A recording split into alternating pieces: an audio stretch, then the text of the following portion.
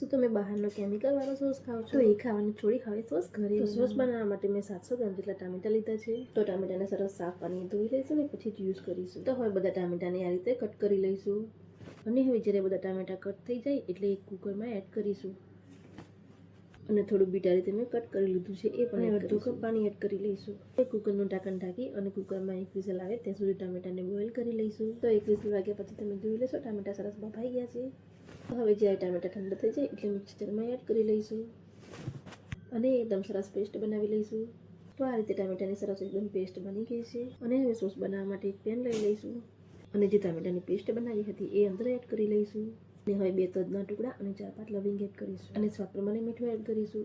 અને હવે 4 થી 5 મિનિટ માટે સોસને આ રીતે હલાવતા જઈશું અને ઉકાળી લઈશું. તો આ રીતે પરફેક્ટ ટામેટાનો સોસ ઘરે આસાનીથી તમે બનાવી શકો છો, જેમાં કોઈ પણ જાતનો કલર કે કેમિકલનો ઉપયોગ નથી થયો અને એકદમ શુદ્ધ બનીને તૈયાર થયું છે, જે બાળકોનો ફેવરેટ હોય છે. તો હવે તમે પણ એકદમ શુદ્ધ રીતે સોસ ઘરે જ બનાવો.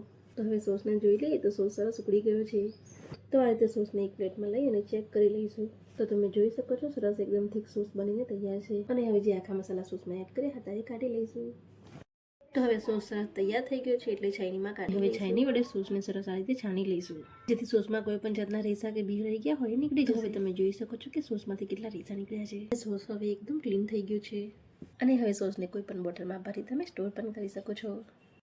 હવે તમે પણ આ રીતે એકવાર જરૂરથી બનાવજો.